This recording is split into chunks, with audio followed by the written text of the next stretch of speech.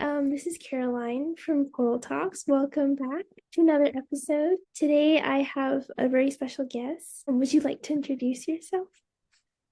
Yeah, my name's Tyler. Maybe I'll give a little bit of context of how I know you. Sure.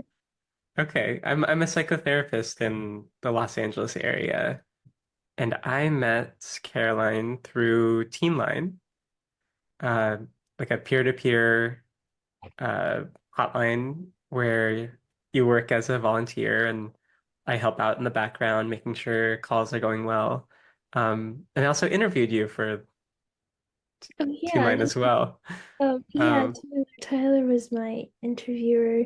I was able to get to know Tyler from the interview, and then I've had the pleasure of like our schedules working out and being able to see Tyler in some of the volunteer shifts that I have at Teen Line, which is great. yeah. Yeah. And then I talk a lot about birds, and I think that's part of what I'm doing here too, is I'm a big birder. I really into nature. I used to kind of not be into nature, and I was like spent most of my time indoors. I was a software engineer, but I feel like lately I've just been like, especially during COVID, just really embracing the outdoors. So I'm excited to talk more.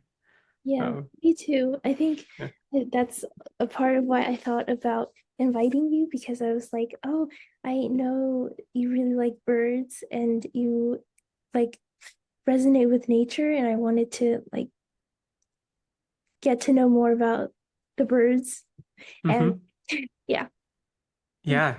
yeah. Yeah. Well, before we get into all that, would you like to hear? I have a joke for you. Would you want to hear the joke? I would love to hear a joke. It's gonna be a very, very lame joke, but here it is. And it's about birds too. I usually do it about like sea animals and the ocean. Today I found one on birds, so I'm really excited. Uh, Okay. why do hummingbirds hum? Why? Oh, because they don't know the lyrics.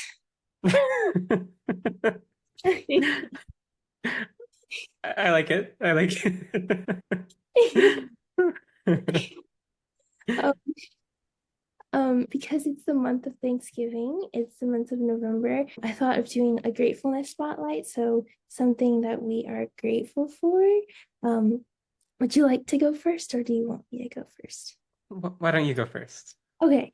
Um, well, I'm grateful for having a ride, like either for my mom Mm, or for my friend or by the bus, mm, because I don't know how I would get to school without a ride or like anywhere. And Teen Line too, because it's one of the places I volunteer and it's like very, very far away.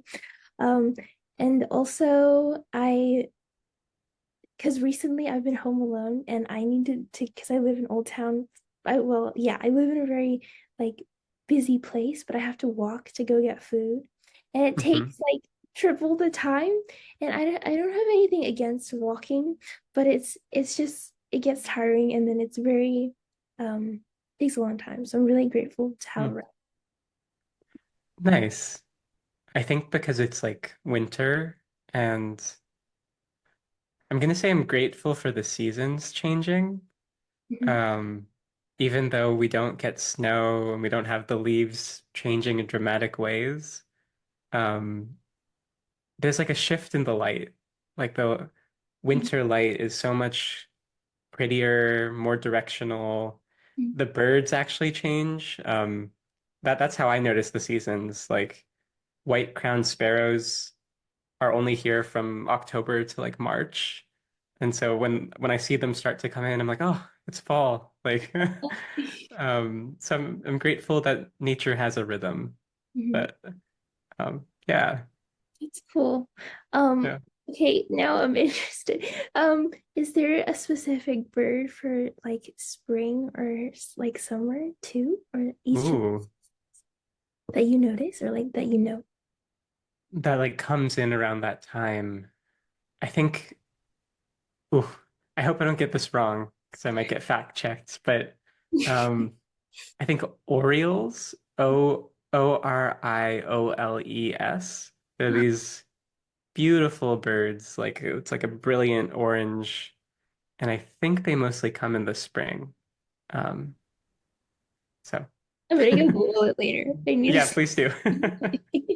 But yeah, that's interesting because I never like, I don't notice what you notice, which is really cool. I don't like I rarely like I hear birds chirp outside my window, but that's about it. Hmm. Um, yeah, so that's really cool. Yeah, yeah. So I have the holidays of the week. So like, you know how those national holidays or like holidays today? Uh-huh. I have a little thing for that. Okay. Today is National Peanut Butter Fudge Day. Not just peanut butter fudge. Peanut butter fudge. Okay, that's great.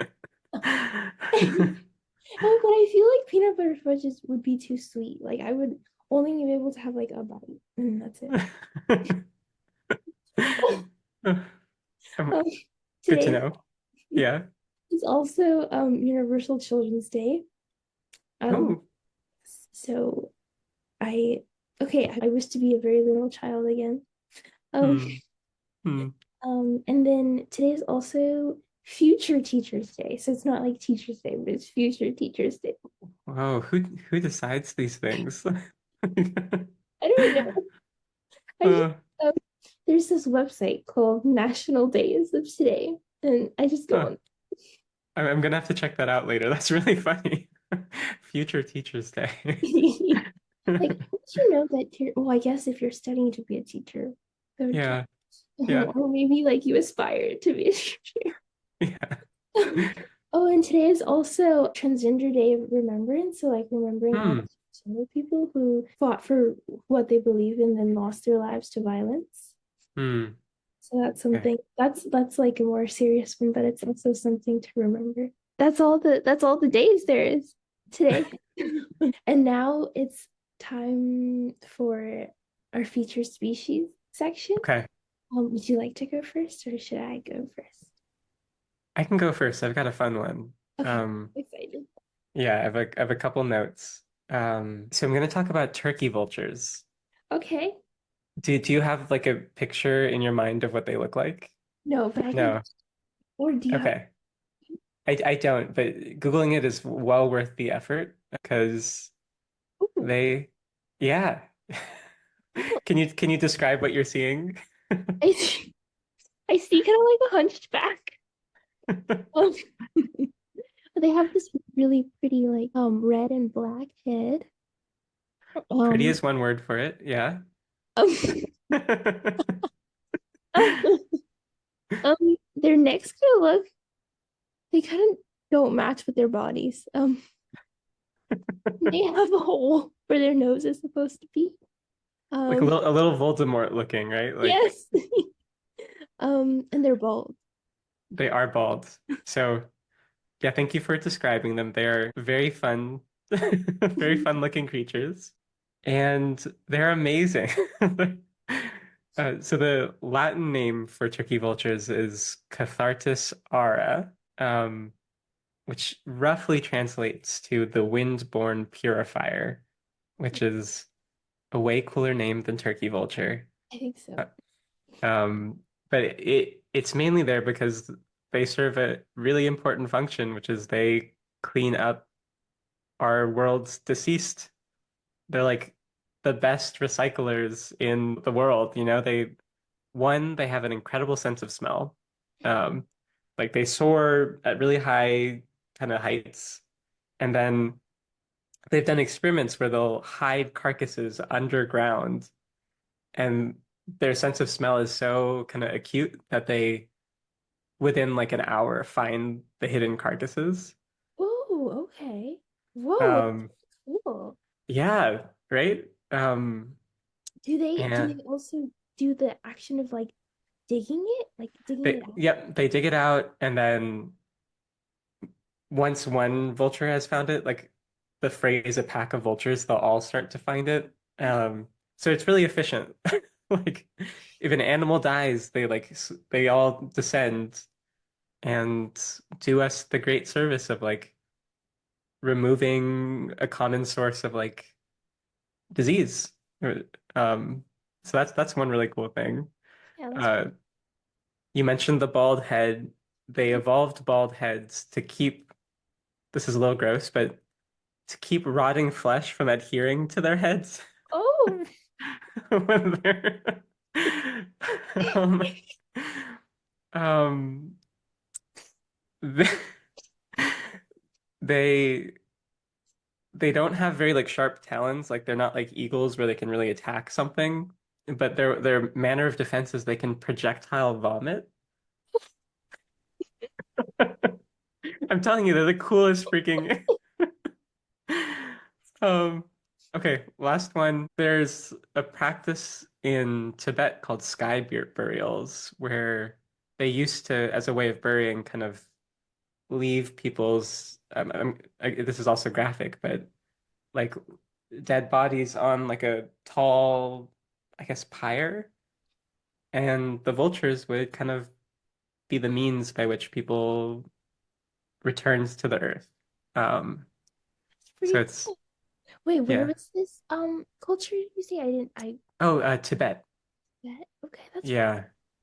Yeah, I think I heard something similar in India as well, but I wanted to talk about them because people think they're really gross.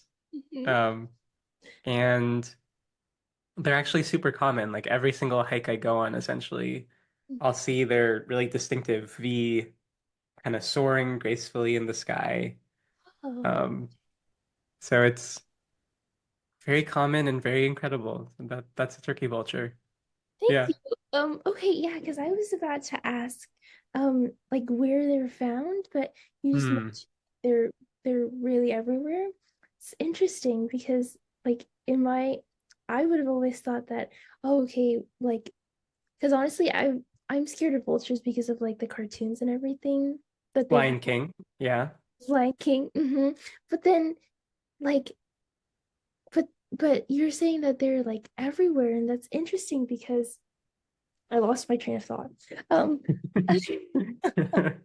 It, I guess you wouldn't have expected that they were so common, right?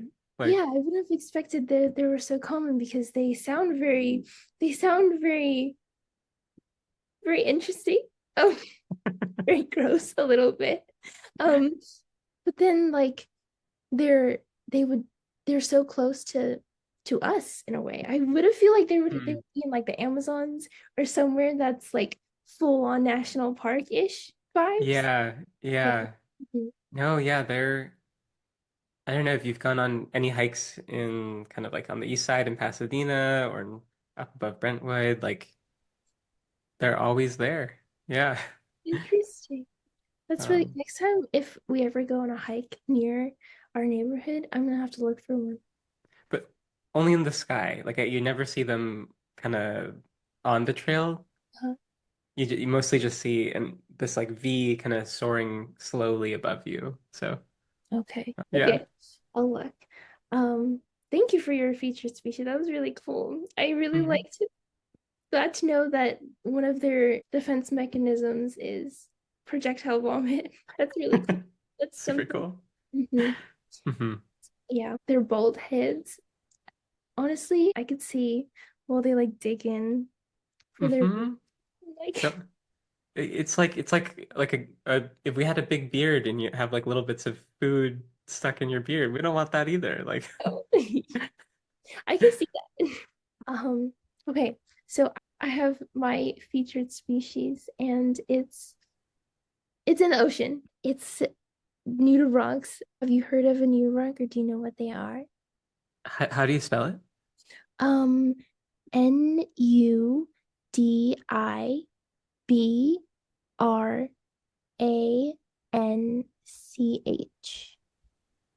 I've never heard of this creature. No. They're sea slugs. That live Hmm. they're sea slugs. And their scientific name is hard to pronounce, and I'm gonna wing it. Um, but it's ospit opistobranchs. Okay. Mhm. Um, and they have like about 3,000 species everywhere. Um, all surprisingly, they live in California too. They live Hmm. like anywhere near the coast, anywhere around the world. Um, Hmm. but the really cute ones are found off the coast of Japan. There's this one that looks like a sea bunny. So if you Google it, it Okay. literally looks like a sea bunny. What should I Um, Google? sea bunny, Sea nudibranchs. bunny. Yes. Okay. Yeah. Wait, let's see. No way. That that can't be real. It's so cute. Right? They look like a plushie. They They look like do. a paint plushie. Oh, oh, amazing. I really want to touch one, but but apparently people aren't supposed to touch it because they're Hmm. if you see on the pictures, they're like really they have like kind of tiny furs or like tiny spikies. Um, those are actually poisonous. Well, they're Oh. like poisonous. They're little Hmm. toxic stingers that they get from jellyfish. Um, Hmm. Something interesting is that they aren't born with these stingers. Um, these sea bunnies, they eat tiny jellyfish called hydroids. And then when they eat these jellyfish, they take the immature stingers that the jellyfish have, and then they send them up to the spikes. And then when a prey, when a predator is hunting Hmm. them, they use those spikes and then they like shoot out these stings, and that's how they keep themselves safe. Whoa. Wow. Mhm. That that gives off like Pokemon vibes or something. Like they're like absorbing the like powers of something else. That's Yeah, incredible. that's really cool. Yeah, they're really smart too. They're like, because they don't even like they don't have this stinger themselves, but then their digestive system somehow Hmm. like separates the stinging cells from the jellyfish and like Hmm. puts them into the spikes, which is really cool. Wow. Mhm. It makes you wonder about their like evolution and like the shared like how they co-evolved in that way. It's really interesting. Yeah, Yeah. I bet if I research enough, I bet there's gonna be like a report on that. So Yeah.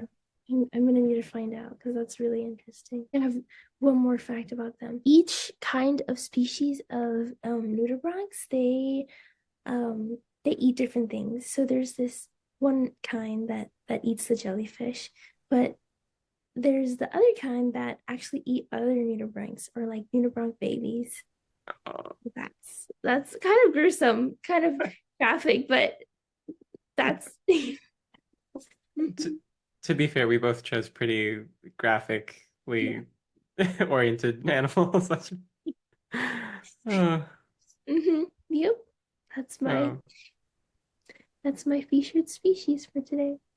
thank you. I that's a very memorable one, particularly the sea bunny. They're cute but deadly. Yes. So today when we introduced ourselves, Hmm. we talked about like how you love birds and how you resonate with nature. And I can also say that I resonate with nature, maybe a little differently than like how you would, because um, Hmm. actually, would you like to tell me about how or like in what way you resonate with nature? Yeah, and then I will be curious to hear about I guess your experience with diving and w- I've never dived before and I just wonder what that feeling is like when you're in the water and just surrounded by like yeah. So I can talk a little bit about birding. Yes.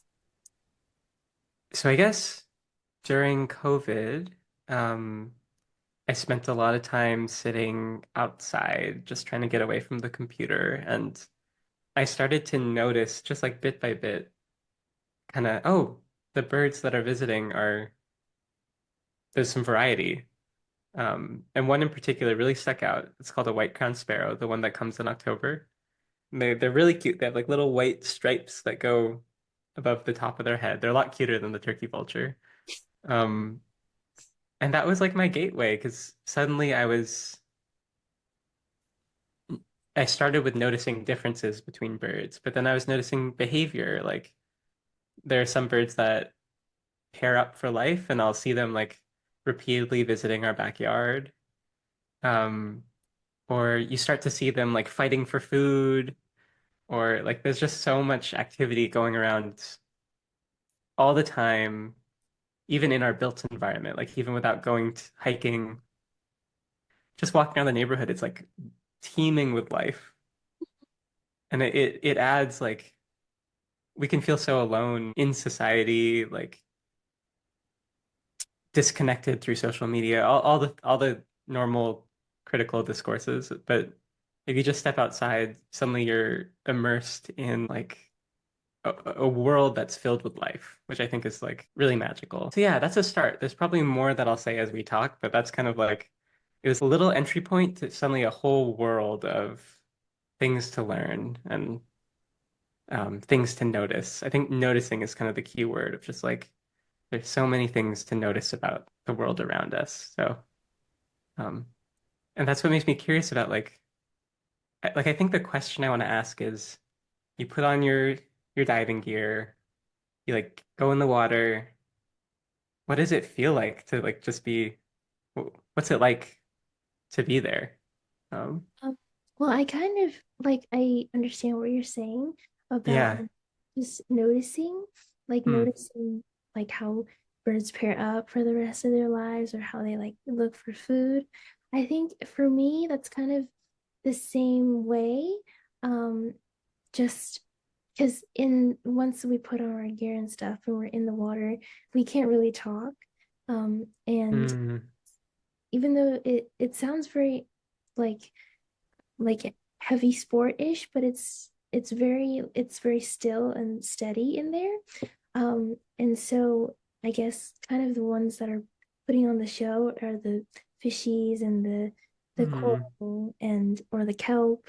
Um, and I would say like one of the things that I notice is how the currents or like how the waves just like move the ocean as a whole, like side to side. Hmm. And that's Yeah.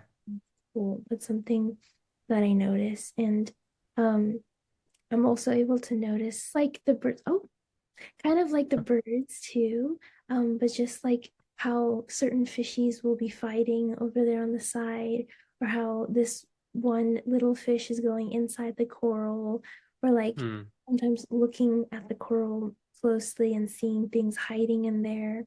So yeah, it's Hmm. it's really cool and it's something that I love to talk about. Sometimes that often comes off as bragging, but I love to like just talk to people about like diving and how cool it is, how it's another world like down there. So it's really Hmm. cool. Hmm. Yeah, it doesn't sound like bragging to me. It sounds like you've tapped into your own form of magic there, of just like I resonate to that sense of stillness. Like I think with diving, it sounds like there's a very literal stillness where like sound is kind of gone. Or is there any sound, or is it pretty much like silent? All we could hear is like the people who are diving with us, the regulator, the oxygen, and my Yeah. oxygen and like the bubbles that it makes. Whoa, okay. Yeah, so like sound dies down and you're like your vision is all focused just on like what's right in front of you. And that's the same feeling I get if I deliberately go out and go bird watching because it's like yeah, like everything else melts away a little bit. And I have a particular memory of I went in the middle of Encino, like right like super urban. There's a park called the Sepulveda Basin Reserve. Um, and one time I went there at like 6:30 a.m. Just as like the sun was rising, and it was like it was just like that. Like there's so little sound. I just watched these white pelicans like gliding across the water. There's mist kind of shrouding around them, and it's just like yeah, I don't have to think about what I need to buy or what I need to achieve. It's just like this is it. Um, yeah. What you're saying is very special in a way because I love how you're able to go, like you were talking about, like the park in the middle of Encino. like how Hmm. to maybe other people would just be a park or a little reserve area. Um, but I love how you're able to notice, like how we were talking about Hmm. to notice these things and to notice the pelicans and the details and their habits instead of hustling about and like thinking about what we need to do later. Just Hmm. just simply walking or just simply biking and stuff like that. Yeah, like because you talked about mental health, and I feel like this is part of it where it's like um mindfulness is kind of one way of thinking about what we're talking about, of just like being present to the moment. Um, and the other part is just like this is gonna sound like cheesy a little bit, Okay. but there's so much I can't think of the exact right word, but like there's so much goodness just like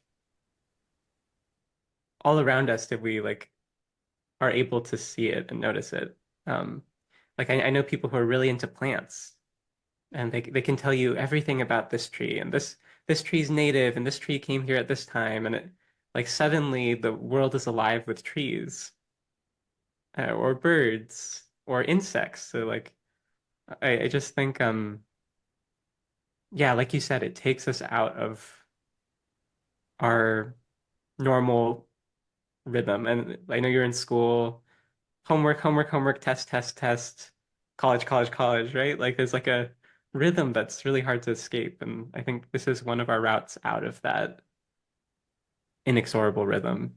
Um, yeah. Preach, I agree. So yeah, tell me for what's that like for you? Yeah, Yeah. I one thing I when you were talking about that I thought of is like you talked about mindfulness and I thought about like how diving is kind of a mindfulness activity for me. Mm-hmm. Um Mm-hmm. because like how I was mentioning earlier, all we could hear is like the regulators, like the bubbles of me and other people.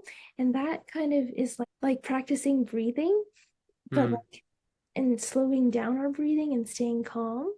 Because Yeah. like it could be very scary. I remember one of my first memories of like, well, my first experiences of scuba diving was very scary because when we had to get our certification, like a little test, um, Mm-hmm. we had to go to the bottom area and kind of like take off our gear completely and then put it back on and then like get the water out of our mask.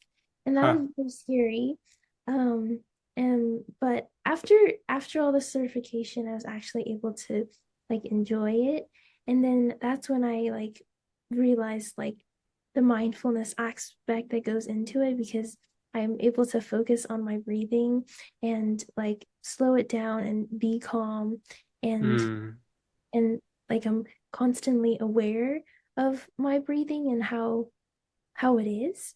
And like Mm. because this is something that we do that in Teen Line and something we do as like a practice for mindfulness, like breathing exercises and like box breathing and like staying in the present. And I Yeah. that kind of I was just reminded and that like resonated with me in diving and like how I'm how like diving is kind of practicing that in a way. Hmm. Yeah.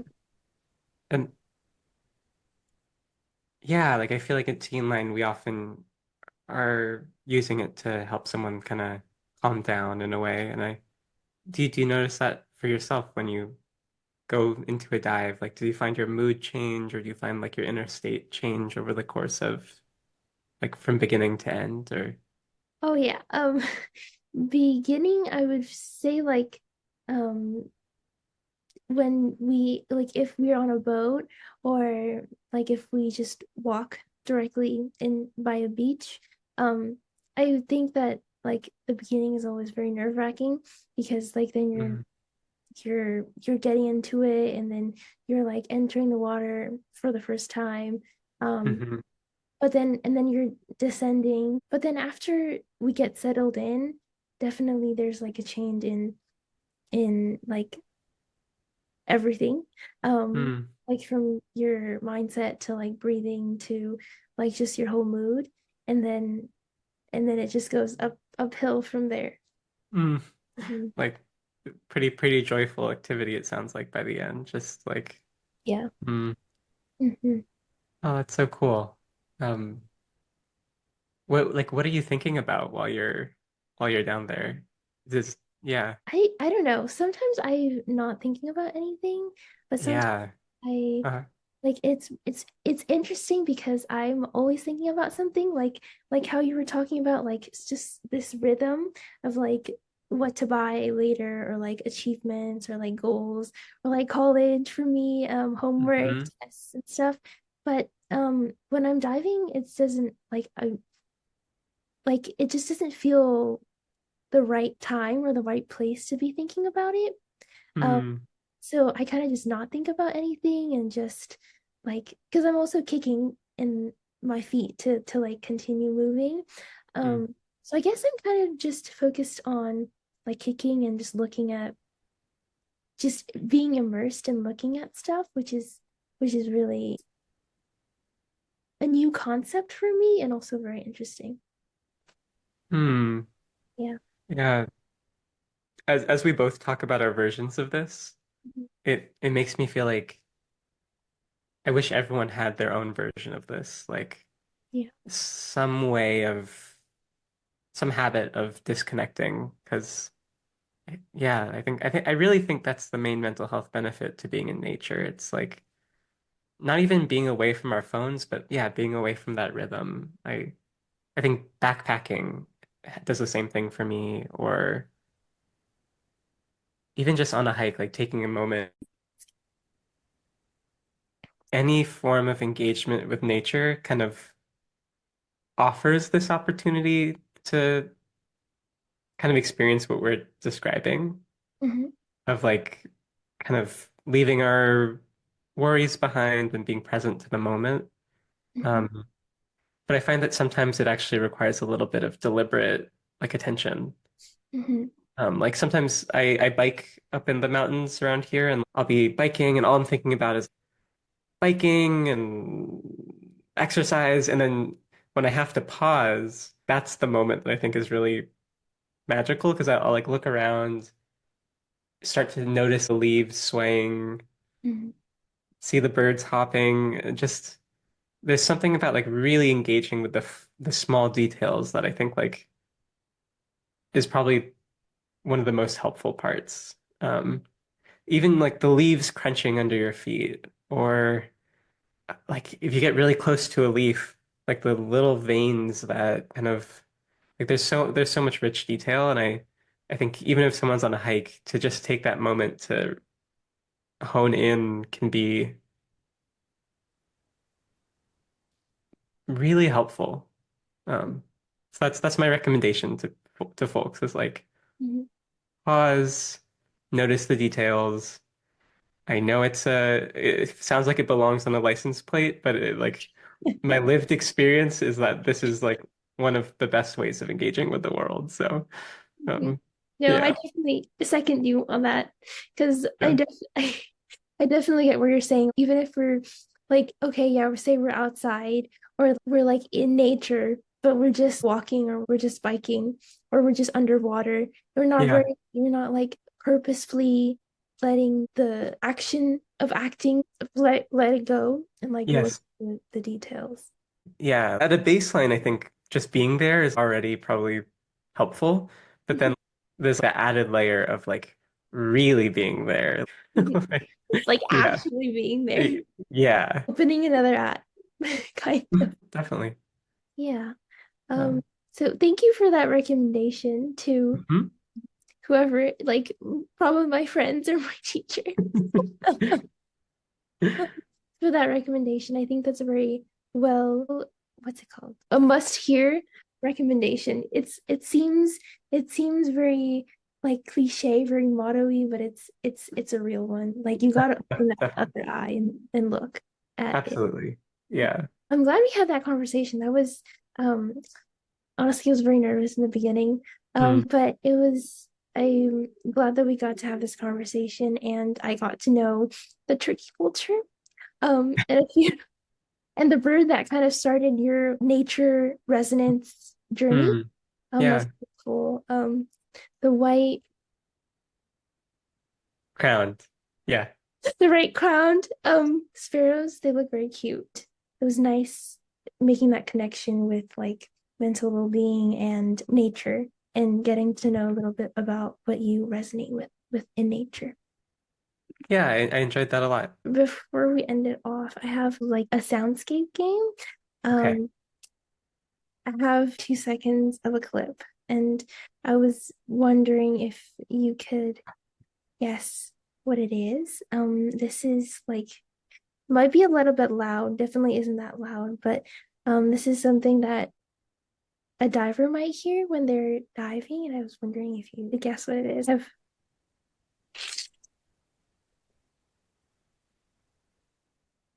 it one more time.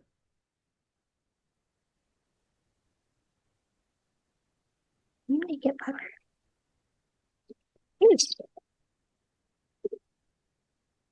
I, I hear like a boop. Is that the sound? Yeah, it's like a crunchy and then a boop sound. It's a Okay. mixture of a lot of sounds. Huh. Yeah.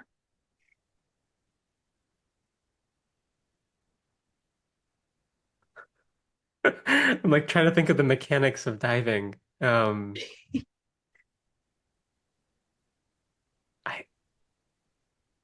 I have no idea. Would you like a hint? Yeah, yeah. It's something that's it's not part of us. It's part of the ocean, and Hmm. it's pretty common, like Hmm. anywhere you would dive. Okay. Mhm. Does it have something to do with coral? Yes. Something like something moving against coral, like the water or the kelp or something like that? It's actually just like coral, because that's like if one would be near coral, that's like the coral sound, just the sound that coral makes. Cool. It's um pretty interesting because if we like, slow it down or something and like listen, we could hear like animals like making like crunchy sounds and like just the Hmm. crunching of coral and just like different sounds everywhere. Um, and I Hmm. wanted to use that as like well, okay, first of all, I'm really excited and I'm really surprised that you got what it was. So yay! um, round of applause. Um, but yeah, I was shocked when I first heard choral, and I didn't really know that choral had sound. So that was really interesting to learn. I was wondering if you would like to hear a little bit about choral and coral Mhm. bleaching because November is Coral Bleaching Awareness Month. Hmm. Absolutely. Um, well, first of all, coral are actually living things. They're kind of like an animal, but they're like not like the typical animal that you would assume they are. Hmm. Hmm. Um, and they need food. And a lot of people also eat coral. So it's like basically this whole prey and predator thing. And coral is housing to a lot of animals. Um, Hmm. but what I was mainly going to talk about is coral bleaching. And because corals are living things, tiny, like mm, microscopic algae, Hmm. they're called zooxanthellae. They live in the coral, and that's what makes the like the coral colors and everything. And like that's Huh. what basically the coral feed on in order to like continue providing houses for other animals. Um, but because of like temperature change and like the chemicals like nitrate and nitrite, microplastics, all of these other pollutants that like go into the ocean, they're kind of affecting the coral, and that causes coral bleaching because when the coral gets stressed from all these changes, the algae leave. The algae go find other homes and they go rest in other places, and this leaves the coral basically naked. So Mm, that's why they look white and they look kind of pale. And that's that's called, bleaching. mhm, Okay. yeah, that's what gives it the name coral bleaching. Mm, Um, but a common misconception is that like when coral get bleached, they die. And that's the end of it. But when they're bleached, they're not dead. They still like are able to come back from it, but it's just that they're more vulnerable to like disease and all mm. of the animals that used to live there leave, like ruins a habitat. It leaves the coral very lonely. Yeah. Um, um, I have a picture for you. Okay. And this might be hard because I didn't like know what this was either. I was just scrolling on Instagram and that got me to this. But I was wondering if um you like you could just make up a name or anything, but I was Okay. wondering if you had any idea of what this coral might be.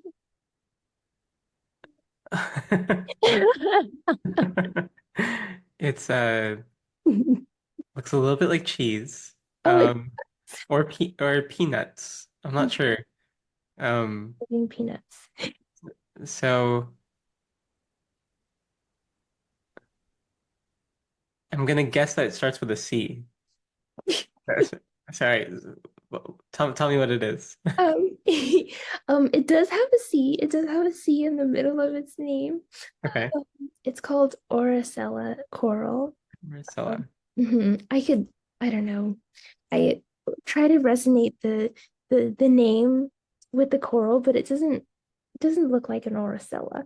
Doesn't look like an Marcella, but Like an Oracella. Um, Um, but I guess that's what the scientists named it. Um, um, that coral was like one of the corals that was exposed to disease. And I saw this specific disease that I wanted to like briefly talk about.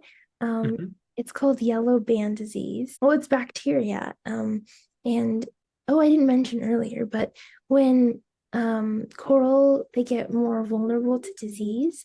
It's kind of like the bacteria and the viruses that surround their environment, they like latch on um, mm, instead of the algae and instead of like the animals.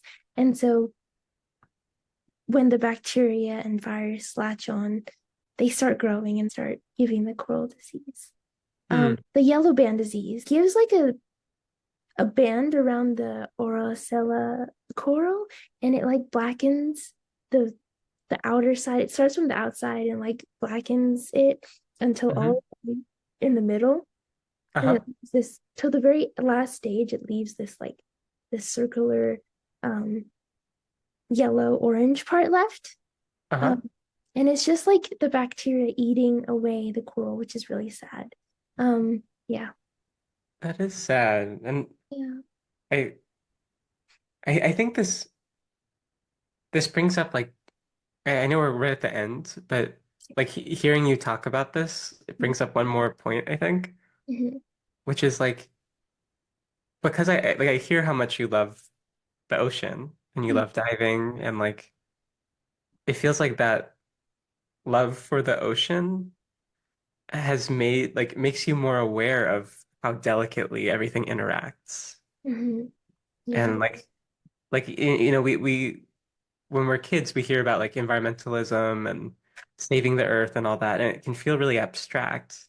But Mhm. when you're like right there and you're seeing the impact and you're like, noticing how closely everything's tied together, like one, it's beautiful, but two, it's like yeah, there's this felt sense of like, oh yeah, like the Oracella blackening and like being left with this little orange circle is sad. And it's like it's the same with birds and like shrinking habitats. And so I think it's a good. point to leave off on. And like, Yeah. yeah, Yeah. For us to ponder on. totally. Yeah. Yeah. Uh-huh. Is that something that you also like could resonate with, or something that you also see with Mhm. your aspect of like resonating with nature? Yeah, it's like it now when we recycle and compost, even though I know that's like it's like a drop in the bucket, I feel that like emotional connection to what I'm doing because I'm like, but the birds, like like I want to help them, and so I feel like environmentalism is the natural choice once you're aware of what's happening. Hmm. And if you're not like environmentalist, it's because like you haven't paid attention yet. Like, Hmm. yeah. Honestly, yeah. Yeah, that's Yeah. true. Do you compost? We do. Yeah. Well, um, I'm wondering, how does composting look like for you? Like, Hmm. In very literal terms, when we get like the paper bags from Trader Joe's, mhm, those become our composting bags. And so as I'm cooking, as I'm like chopping an onion, all of the skins, banana peels, everything ends up in that bag.